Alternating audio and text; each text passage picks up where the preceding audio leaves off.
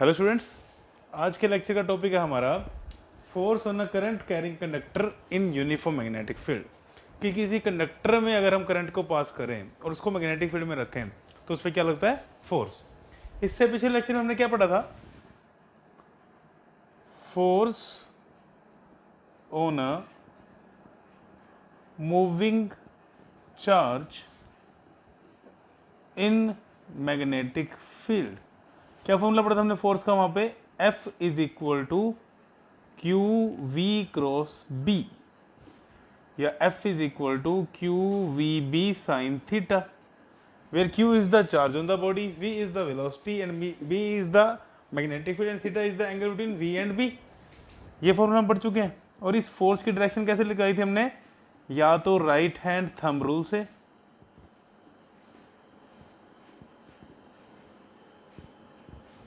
या फिर Fleming left hand rule से। फ्लेमिंग लेफ्ट हैंड रूल से, ठीक है। अब थोड़े से थर्ड चैप्टर की रिवीजन करते हैं। हमने क्या पढ़ा था कि करंट इन कंडक्टर किसकी वजह से फ्लो होता है? करंट इन कंडक्टर किसकी वजह से फ्लो होता है? हमने पढ़ा था it flows due to flow of electrons. कहां से कहां इलेक्ट्रॉन्स फ्लो होते हैं? From negative terminal to positive terminal. कि जैसे ही हम कंडक्टर के अंदर या कंडक्टर के एंड्स पे पोटेंशियल डिफरेंस अप्लाई करते हैं तो सारे के सारे इलेक्ट्रॉन्स एक ड्रिफ्ट वेलोसिटी से पॉजिटिव टर्मिनल की तरफ मूव करते हैं। पढ़ा था ना कि इलेक्ट्रॉन कोलिजन करते हैं बट एक कांस्टेंट वेलोसिटी से वो इधर मूव करते हैं, जिसको हमने बोला था ड्रिफ्ट वेलोसिटी। कि ये सारे के सारे इलेक्ट्रॉन्स एक ड्रिफ्ट वेलोसिटी से इस तरफ मूव करते हैं। इनका पाथ एक्चुअली में ये नहीं होता, बट इजी करने के लिए हमने बनाया हुआ पाथ कि ये ऐसे मूव करते हैं। और इलेक्ट्रॉन किस वेलोसिटी मूव करते हैं? Electron moves with the drift velocity. कि इलेक्ट्रॉन ड्रिफ्ट वेलोसिटी से मूव करते हैं। एक इलेक्ट्रॉन की थर्मल स्पीड होती है। ये वेलोसिटी कौन सी है? जिस वेलोसिटी से इलेक्ट्रॉन नेगेटिव टर्मिनल से पॉजिटिव टर्मिनल की तरफ जाते हैं। और इसको हमने सिंबल दिया था क्या? Vd। ठीक है, ये चीज पढ़ी थी।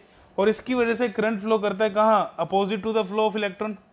और I can say current flows from positive terminal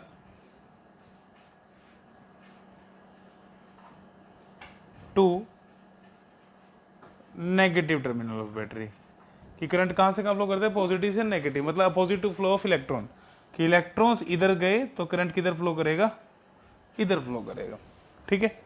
और रिलेशन क्या होता है ड्रिफ्ट वेलोसिटी करंट में? हमने ये भी पढ़ा था। क्या रिलेशन था? I is equal to NeAVd। याद है रिलेशन? थर्ड चैप्टर में डिराइव किया था हमने। Where I is the current flowing in the conductor, N is the number density of free electrons.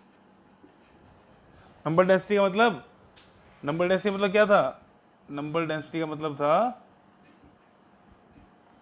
Number of electrons per unit volume. Free electrons. A is the area of cross section, E is the charge on one electron, that is 1.6 into 10⁻⁻19 coulomb, and Vd is the drift velocity। ठीक है, ये formula हमने third chapter में derive किया था। अब for example एक conductor है, उसमें मैं बोलूँ करंट फ्लो कर रहा है। क्या फ्लो कर रहा है? करंट फ्लो कर रहा है। किस डायरेक्शन में? सपोज इस डायरेक्शन में करंट फ्लो कर रहा है। यहां मैंने मैग्नेटिक फील्ड अप्लाई कर दी। या मैंने क्या अप्लाई कर दी? मैग्नेटिक फील्ड, ठीक है। अब अगर करंट फ्लो कर रहा है तो इसका मतलब बड़े सारे इलेक्ट्रॉन्स इस तरफ मूव कर रहे होंगे। अब हमने क्या पढ़ा था कि कोई भी चार्ज मूव करेगा मैग्नेटिक फील्ड में तो उस पर क्या लगेगा? फोर्स। अब सपोज करो कि ऐसे मैग्नेटिक फील्ड है ये, और एक इलेक्ट्रॉन इधर मूव कर रहा है, तो इसके ऊपर फोर्स लगेगा। फ्लेमिंग लेफ्ट हैंड रूल से फोर्स निकाल सकते हैं हम। फिंगर की किसकी डायरेक्शन है मैग्नेटिक फील्ड की, सेंट्रल फिंगर पॉजिटिव फ्लो, जिस तरह पॉजिटिव चार्ज फ्लो करता है, नेगेटिव इधर जा रहा है तो इधर पॉजिटिव जाएगा, तो किधर लगा फोर्स, ऊपर की तरफ। तो इस इलेक्ट्रॉन को फोर्स लगा ऊपर की तरफ। अब इसमें तो बड़े सारे इलेक्ट्रॉन है, सब इलेक्ट्रॉन के ऊपर किस तरह फोर्स लगेगा, ऊपर की तरफ। और सब इलेक्ट्रॉन की वजह से फोर्स लगा, उसकी वजह से किसके ऊपर फोर्स लगेगा, कंडक्टर के ऊपर।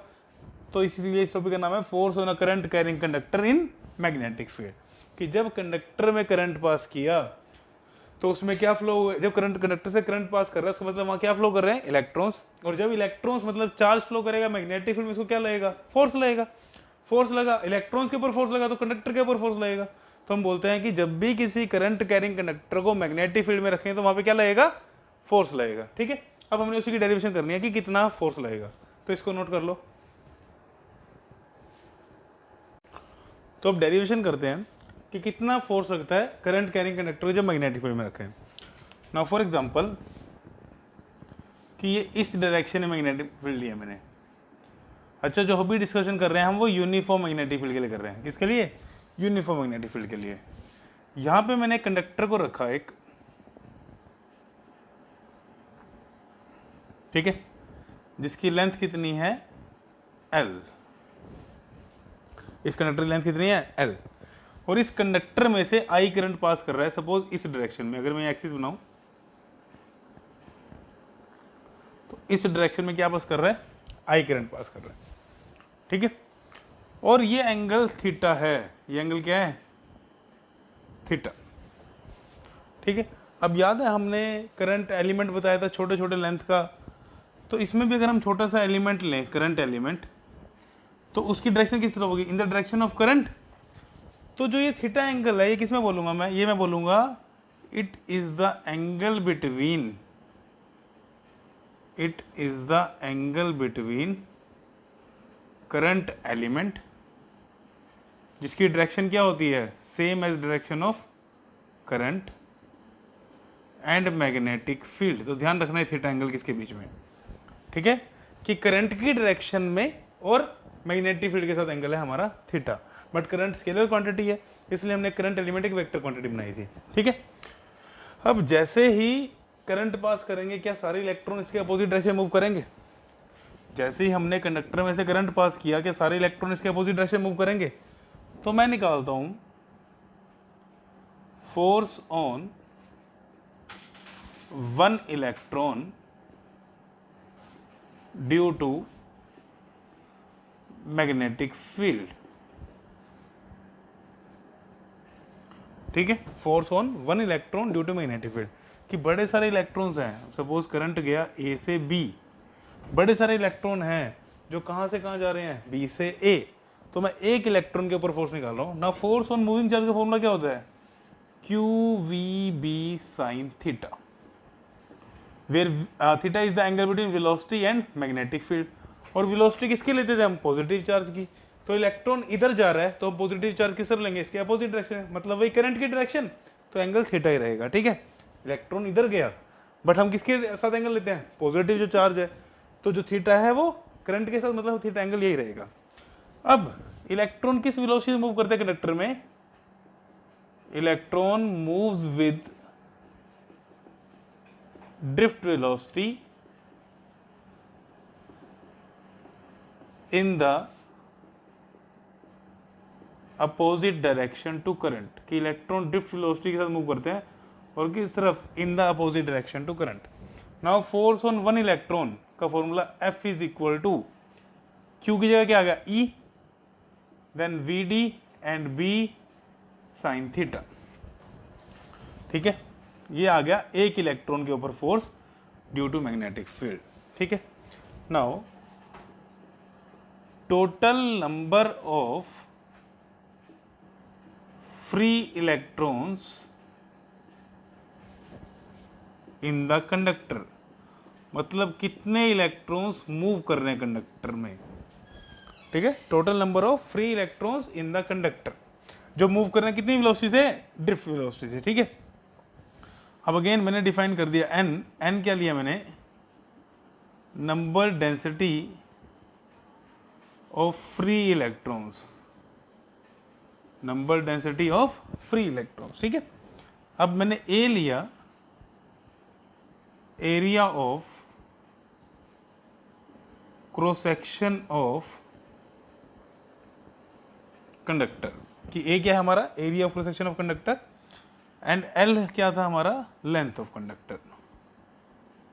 एरिया ऑफ क्रॉस सेक्शन को मैंने थर्ड चैप्टर में अच्छी तरह समझाया था क्या होता है एरिया ऑफ क्रॉस सेक्शन, ठीक है। तो कंडक्टर की वॉल्यूम क्या बन जाएगी, वॉल्यूम ऑफ कंडक्टर,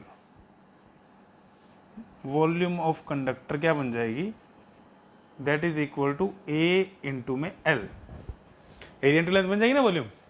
अब मुझे निकालना है total number of free electrons, let मैंने इसको ले लिया कैपिटल एन, ठीक है। तो एन का फॉर्मूला क्या होता है, स्मॉल एन, इस is number of electrons per unit volume. तो N will be equal to number of electrons N per unit volume, volume कितनी आई, एरिया इंटू लेंथ। तो एन का फॉर्मूला क्या बन गया, N into A into L, ठीक है। अब एक इलेक्ट्रॉन पे फोर्स कितना लगा था, E V D into B sine theta. तो force on conductor will be equal to force on conductor due to magnetic field. अब ये लगा एक इलेक्ट्रॉन के ऊपर फोर्स, टोटल इलेक्ट्रॉन्स कितने हैं, N into A into L, तो टोटल फोर्स कितना हो गया, एन ए एल इंटू में जितना एक के ऊपर फोर्स लगा, V D B sine theta. Clear हो गया, समझ आया। देखो ये फोर्स कितने पे था, एक इलेक्ट्रॉन पे, टोटल इलेक्ट्रॉन्स है कितने फ्री, इतने, तो टोटल फोर्स कितना हो गया, इसको इससे मल्टीप्लाई कर दिया। तो यहाँ पे क्या आ गया, देखो इसको मैं लिख सकता हूँ ऐसे, N E A V D, N E A V D and L B sine theta. N E A V D क्या, किसका फॉर्मूला था, अभी हमने पढ़ा था ना कि करंट का फॉर्मूला क्या होता है, जो हमने थर्ड चैप्टर में ड्राइव किया था, N E A V D. तो फोर्स का फॉर्मूला क्या आ गया, that is I L B sine theta.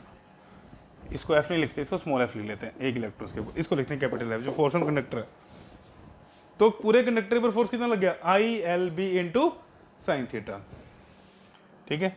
तो if a conductor of length L carrying current I is placed in magnetic field B such that theta is the angle between the direction of current and the magnetic field। तो force कितना experience करेगा वो, I L B sine theta.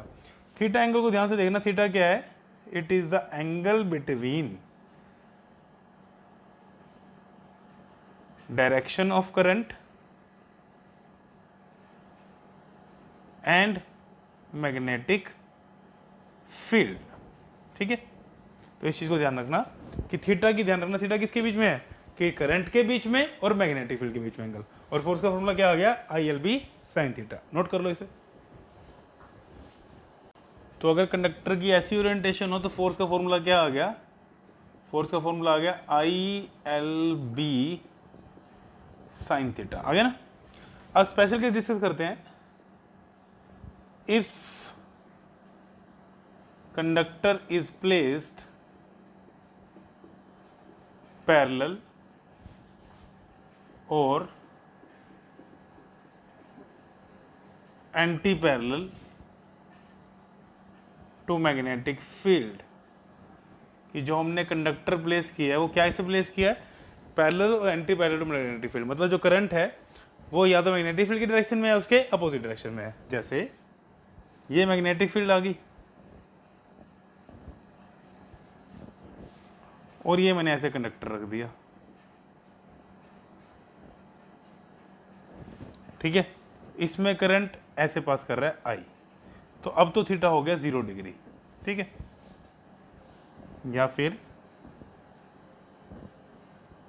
ये conductor ऐसे place किया है और current इधर पास कर रहा है इस डायरेक्शन में, ठीक है। करंट इधर, मैग्नेटिक फील्ड इधर। अब थीटा कितना हो गया, 180 डिग्री। तो चाहे थीटा 0 हो चाहे 180 हो, साइन की वैल्यू कितनी होती है, साइन 0 भी 0 होता है और साइन 180 भी 0 होता है। तो फोर्स क्या था, फोर्स था I L B sine theta, तो फोर्स कितना हो जाएगा हमारा 0। मतलब जब conductor along the magnetic field पड़ा हो तो फोर्स कितना होगा 0। इस पॉइंट को नोट कर लो कि when conductor is place along the magnetic field, चाहे उसकी करंट की direction in the direction of magnetic field है चाहे अपोजिट टू मैग्नेटिक फील्ड है, फोर्स कितना हो जाएगा 0। Next, if conductor is placed perpendicular to magnetic field, कि जिस कंडक्टर में करंट पास कर रहा है वो मैग्नेटिक फील्ड के परपेंडिकुलर है। कैसे हो सकता है? सपोज ये कंडक्टर है मेरा, सॉरी ये मैग्नेटिक फील्ड है मेरी और ये कंडक्टर पड़ा है ऐसे। अब एक पॉसिबल केस है कि करंट इस डायरेक्शन में फ्लो कर रहा हो और एक पॉसिबल केस है कि ये कंडक्टर पड़ा है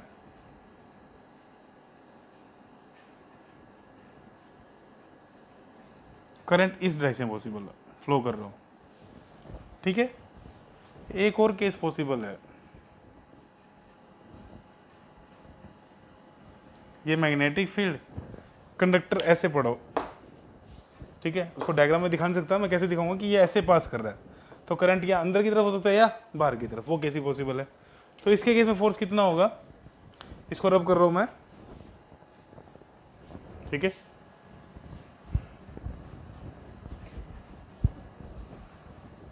अब ये समझ आ गया, इसको भी रब कर दें। अब इस केस में फोर्स कितना हो गया, थीटा कितना हो गया 90,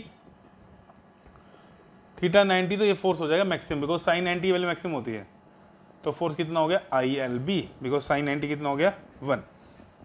तो मिनिमम फोर्स कब लगता है, जब थीटा 0 या 180 हो, और मैक्सिमम कब लगता है जब थीटा कितना हो 90। अब आता है direction of force, direction of force.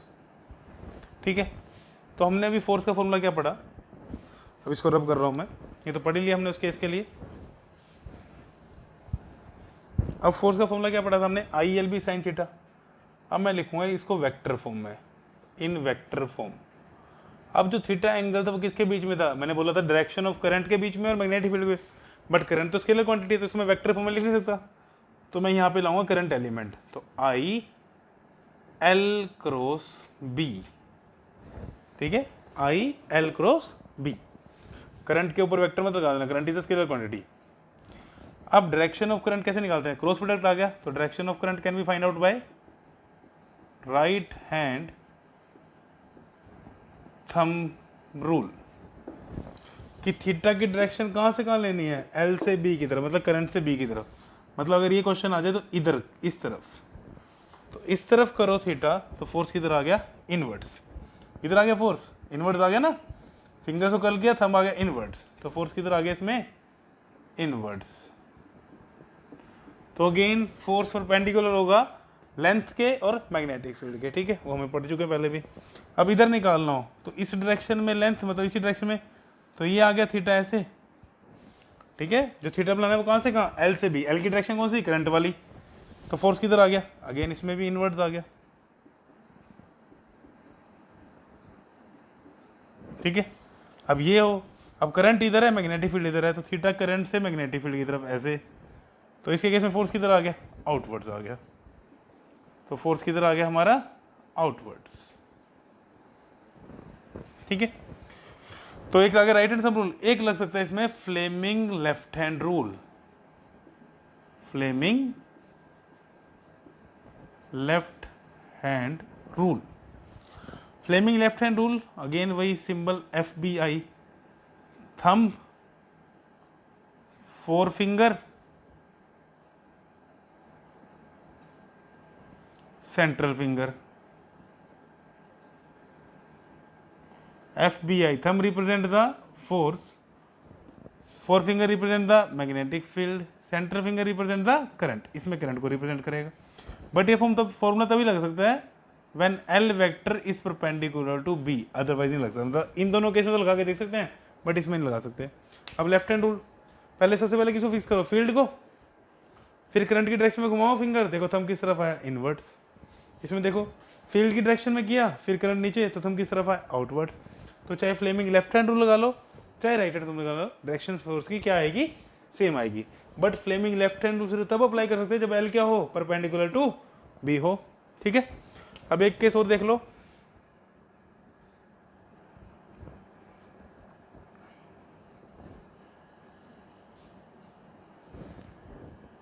ये मैग्नेटिक फील्ड, ये कंडक्टर पड़ा है ऐसे, ठीक है, इसमें करंट पास कर रहा है ऐसे। अब मुझे बताओ what is the angle between the magnetic field and the current, कितना एंगल है, theta is equal to again 90 degree. ठीक है, कैसे, करंट इस प्लेन में मैग्नेटिक फील्ड के परपेंडिकुलर, तो थीटा कितना है 90 डिग्री। तो लेफ्ट हैंड रूल लगा सकते हैं हम, दोनों रूल लगा सकते हैं। यहाँ पे राइट हैंड रूल को थोड़ा इमेजिन करना टफ होगा कि थीटा हमने बनाना है मैग्नेटिक करंट से मैग्नेटिक फील्ड की तरफ, तो अंदर की तरफ बनाना पड़ेगा। तो कैसे लगाएंगे right hand rule, finger fix कर ली, मैग्नेटिक फील्ड करंट इधर, तो फोर्स किधर आया, इधर परपेंडिकुलर, तो फोर्स किधर लगेगा, इसके इस डायरेक्शन में, करंट के हमेशा परपेंडिकुलर, लेंथ के परपेंडिकुलर। ठीक है, तो फोर्स इस डायरेक्शन में, क्लियर हो गया। तो ये ध्यान रखना कि जो फोर्स होगा वो परपेंडिकुलर टू लेंथ होगा, एल वेक्टर, मतलब perpendicular to direction of current होगा, and also perpendicular to the direction of magnetic field होगा। ठीक है, तो नोट कर लो दोनों रूल।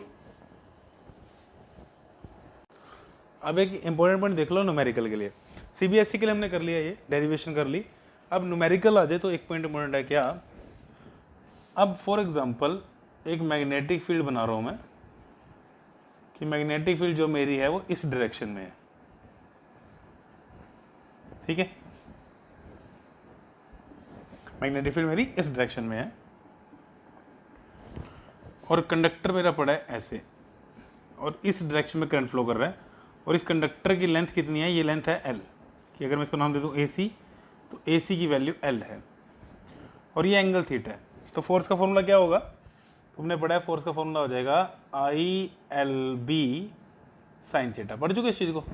अब न्यूमेरिकल पोर्शन के लिए कई बार थीटा निकालना बहुत टफ हो जाता है, तो थीटा कैसे निकालेंगे, देखो हम क्या करना, यहाँ से परपेंडिकुलर ड्रॉ कर लो। ठीक है, तो ये एंगल भी थीटा हो जाएगा, इसको नाम दे दूं मैं बी।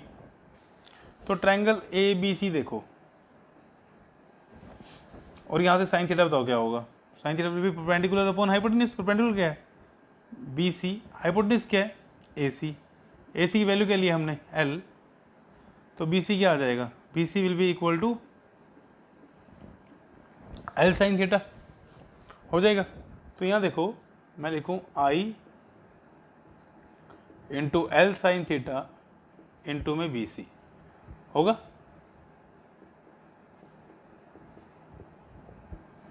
ठीक है, अब एल साइन थीटा क्या है, देखो बी सी क्या है, B C is the component of length perpendicular to magnetic field. देखो ये एल है लेंथ, तो इसके दो कंपोनेंट बनेंगे, इधर आएगा एल कोस थीटा, इधर आएगा एल साइन थीटा। तो इस फॉर्मूला कैसे याद कर लो, F is equal to I L perpendicular, sorry यहाँ पे आई एल इंटू बी आएगा, L sine theta into B, I L perpendicular into B, और एल परपेंडिकुलर क्या है, it is the component of L perpendicular to magnetic field. ठीक है, तो तुम थीटा के उससे चक्कर से बाहर आ जाओगे, जब तुम न्यूमेरिकल करोगे तब तुम्हें इसका बेनिफिट मिलेगा कि फोर्स का फॉर्मूला सिंपल क्या याद रखो, आई इंटू जो length perpendicular to magnetic field है इंटू में बी, सिंपल, क्लियर। ठीक है, तो इसको इंपॉर्टेंट पॉइंट की तरह नोट कर लो।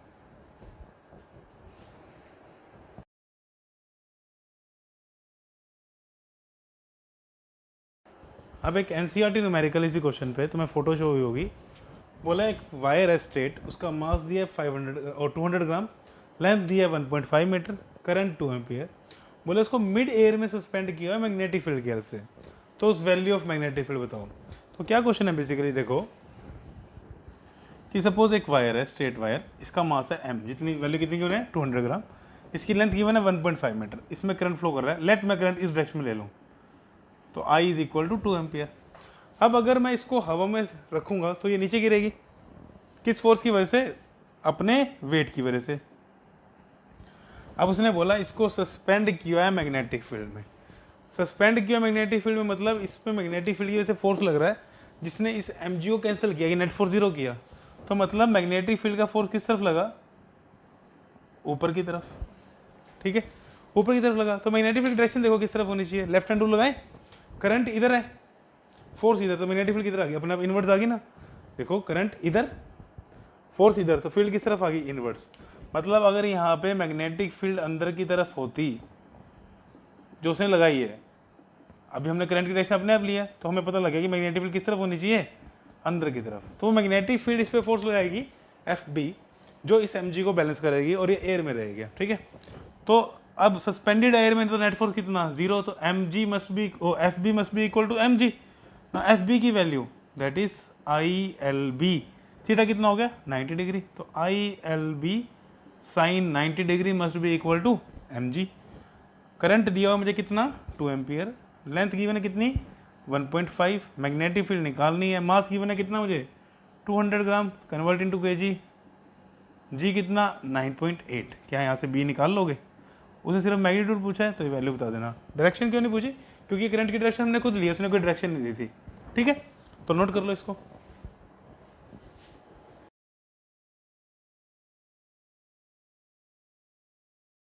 नाउ अगेन एक और एनसीईआरटी क्वेश्चन, बोला एक स्ट्रेट कंडक्टर है, हॉरिजॉन्टल प्लेस की है, लेंथ दी है उसकी 0.45 मीटर, मास दिया 60 ग्राम, बोला इसको 2 वर्टिकल वायर से सस्पेंड किए, उसमें करंट फ्लो कर रहा है कितना 5 एम्पियर। पहले पार्ट में बोला है कितने मैग्नेटिक फील्ड अप्लाई करूँ नॉर्मली कि टेंशन 0 हो जाए उस वायर्स में जो वर्टिकल वायर से सस्पेंड किया। सेकेंड बोला है अगर डायरेक्शन ऑफ करंट को रिवर्स कर दें तो टोटल टेंशन इन वायर्स निकालो, ठीक है, और बोला ignore the mass of wires. तो पहले पार्ट के लिए करते हैं, क्या बोला है कि एक कंडक्टर है, उसकी लेंथ कितनी बोली 0.45 मीटर, मास m, उसको 2 वायर से सस्पेंड किया वर्टिकल वायर से, ठीक है, और उसने बोला उसमें करंट पास करवा दिया कितना, suppose I that is equal to 5 ampere. अब बोला टेंशन 0 करनी है। अब जब वायर में सस्पेंड किया उसको, तो इस जो वायर का वेट है m, इसका नीचे वेट हो जाएगा mg।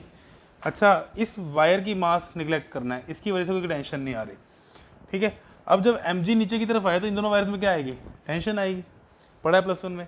अब टेंशन ना हो तो इस mg को इफेक्ट 0 करना है, तो वह कब होगा, जब मैग्नेटिक फील्ड का फोर्स ऊपर की तरफ हो जाएगा, तो नेट फोर्स 0 हो जाएगा और टेंशन भी कितनी हो जाएगी, 0 हो जाएगी। तो मैग्नेटिक फील्ड की डायरेक्शन कितनी होनी चाहिए, सेम केस है जो पिछले क्वेश्चन में डिस्कस किया, तो मैग्नेटिक फील्ड डायरेक्शन आ गई अंदर की तरफ,